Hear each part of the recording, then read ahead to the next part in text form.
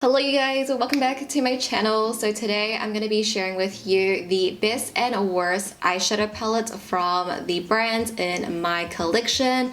I saw Kelly do this video back in December, so I wanted to do my own take on it. I thought it was a really interesting video just to dive into my collection a little bit further. I'll leave her video and her channel link down below. You guys have to check her out. I learned so much from her and I absolutely adore her content. I did recently do a ColourPop ranking palette video, which I'll link down below as well and also in the cards. So I'm not going to be mentioning any ColourPop palettes in today's video. I feel like you guys already know my favorites and also the brands I'm mentioning in today's video. I wanted to make sure I had more than 3 palettes from the brand. So brands like Juvia's Place, Oden's Eye, Owl, Zoeva. I only have like 3 or less palettes from them, so I didn't think it was enough to sort of add them into this list, but nonetheless we still have 6 amazing brands that I'm going to be talking about today. So if you guys are curious about the best and worst, then please continue watching. So before we get started, actually I wanted to mention that it's not even the worst from the brand. Every palette that I have laid out here, I actually love all of them. I love the formulation of everything. It's more like less used, less interesting, harder to work with. It's not really the worst from the brand, but out of my collection and from what I have, this is like the least interesting one. So definitely just take that with a grain of salt. This is just my personal opinion and my preference. Again, we all have our own opinion. Let's hop into the first brand, which is Fenty Beauty. Should we start off with the worst and then the best, or the best then the worst?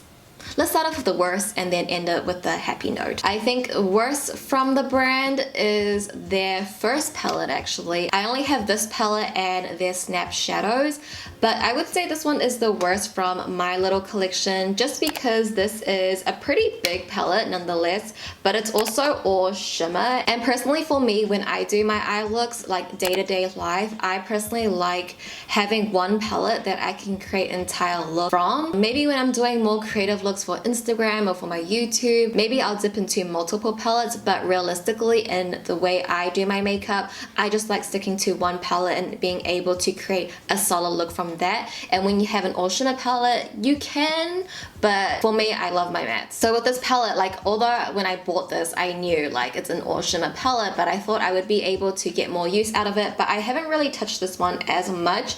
I will say the formulation is really pretty. There's a lot of fallout, but the finish that you get on your eyes is stunning. It's sort of that metallic shadow that has a lot of specks of glitters that really sparkle through, similar to the moon dust shadows from Urban Decay. I feel like it gives that similar effect and you get just a really solid range, and I really like that, but I just don't find myself really picking this up. And I remember mentioning this in my palette tag video, and I think this was my most expensive palette, so for it being like 100 New Zealand dollars, and for a palette I really pick up, I would say it's probably like one of my least favorites from Fenty that I own, but nonetheless, like the formulation is really pretty. They don't even have this palette anymore, but yeah, this would be the worst one. And then for my favorite palette from Fenty, it would have to be their Snap Shadows. So I have this one here. It's the number 6 Smoky palette, and this one is probably my most used one, believe it or not, but I actually use this shade here for my brows and then this shade here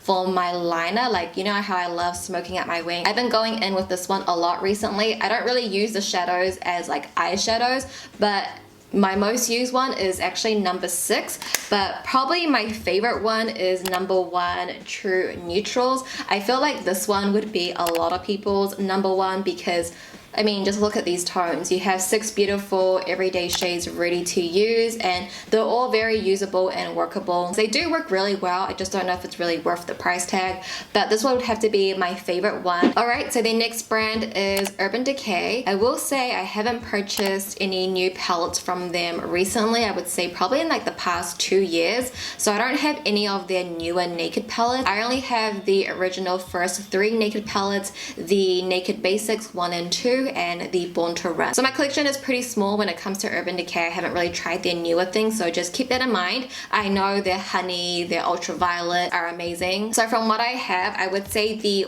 worst one would have to be Naked 2. This one was always my least favorite just because it was cool tones. But even me now that's having a more open mind to cool tones, when I look at this palette, I just feel like it's quite hard to make a solid look out of it because most of the shades are all shimmers, and you know me how I feel about like too many shimmers. Obviously you can incorporate other palettes with this, but I just find that there's just too many shimmers and not enough mattes to create a solid look from this palette alone. You definitely can, but I feel like the variation will be lacking there, so it would have to be my least favorite. My favorite one would have to be the Born to Run. I feel like this one is definitely an upgrade in formulation from their first Naked palettes.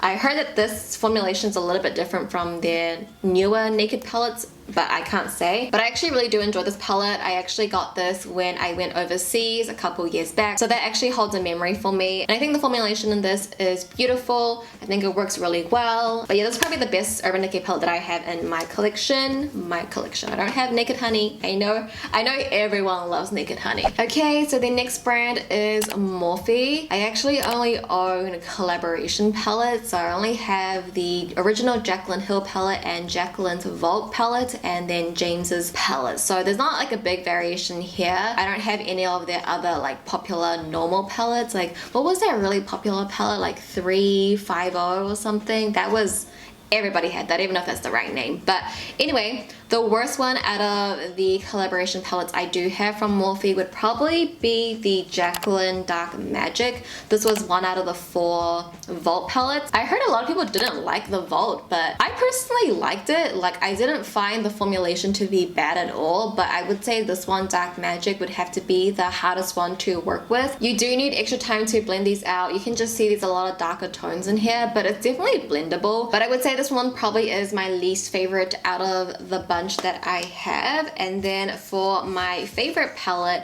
I would have to say the James Charles palette and Jaclyn's original palette. So we'll talk about James's palette first. I don't support him. I used to watch his videos ages ago, but like not anymore. But I have his palette and I actually really enjoy his palette. I think it's a really great range and there's literally everything that you need in this palette alone. The formulation on this is really stunning as well, and I think for the price tag, like, this is a really great deal. I try not to use it that much on camera, but when I do my more creative looks, I am using this one a lot. And then for Jaclyn's palette, I got this like in 2017, and my makeup collection back then wasn't as big as it is now. So when my makeup collection was a lot smaller, I found myself reaching for her palette a lot because a lot of these like transition shadows and this like third row up here I would use so much. You can honestly see how much I have used this palette because it is literally so dirty, but this would have to be another favorite of mine. I've used this one so many times. I feel like I have more use out of this for day-to-day wear. So let's move into Kaleidos. I absolutely adore all of their palettes and their formulation. So this one was like really hard to pick, so I would say for the worst palette,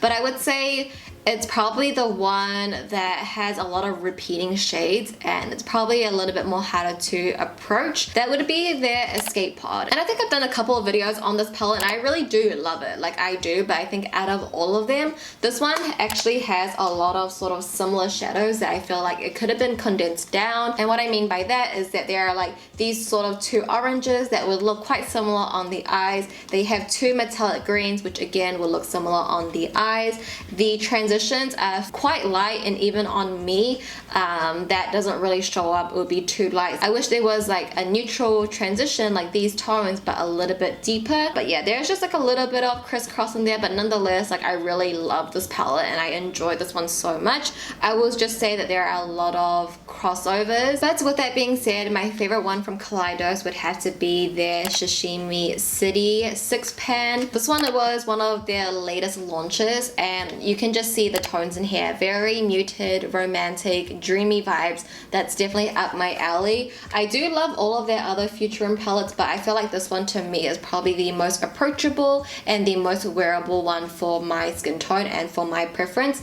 And I mean, the packaging is just stunning. I love this guy, so this would have to be my favorite one from Kaleidos so far. So let's take it to BH Cosmetics. My least favorite one would have to be Illusion. Again, I feel like I don't have have like such a big range of BH's palettes. I do have a lot of their collab palettes, but this one would have to be my least favorite. It's one that I forget about a lot and I don't really reach for that often. For the best palette, Take Me Back to Brazil is similar to the James Charles palette, where I feel like it's such a great value for the amount of shadows you are getting and the range in here. I feel like this is a true definition of a rainbow palette. It really does cover everything, all the colors in the rainbow as well as metallics and matte, and then you get these shadows here on the bottom, a black to deepen out any look, and then a highlighting shade. This green one is a little weird to me. There's also a mirror inside as well. I just think all around this is a really great palette from BH, and I can see why it's one of their best sellers. The last and final brand is Anastasia Beverly Hills. For the worst palette, I would have to go with the Subculture. I just feel like this one,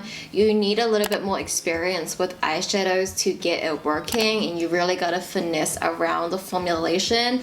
I think if it was for a beginner, it might be a little bit harder to get around with if you were to go in with, like, let's say a ColourPop palette. And also with the darker tones, it does make it a little bit harder to blend out, but I do think it's still a good palette. Like, you still can create looks from it. I think the main backlash was the fallout, which it does have a lot of, so I would say this is probably my least favorite and the hardest to work with from Anastasia. And then my favorite would have to be Soft Glam. It's a really great, like, everyday daily palette with a lot of warm neutral tones. I think it really does cover everything as well. Transitions, highlight, the metallics, you get the black. It just really covers everything. I think it's a really solid all-around palette that I think is maybe their best one.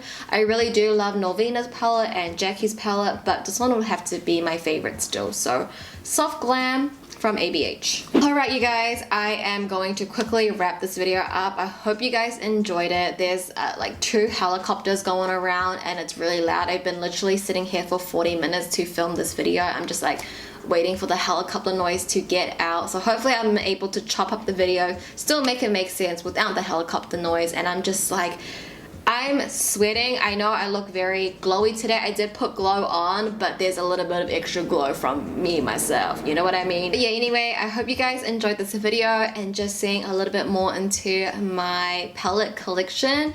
And if you did, give the video a thumbs up. I would appreciate it so much if you did. Let me know your favorite and least favorite from the brands I mentioned today. I would love to hear that. You guys might have some other palettes from the brands that I don't have, and I think it would just be interesting to hear and talk about. So let me know down below.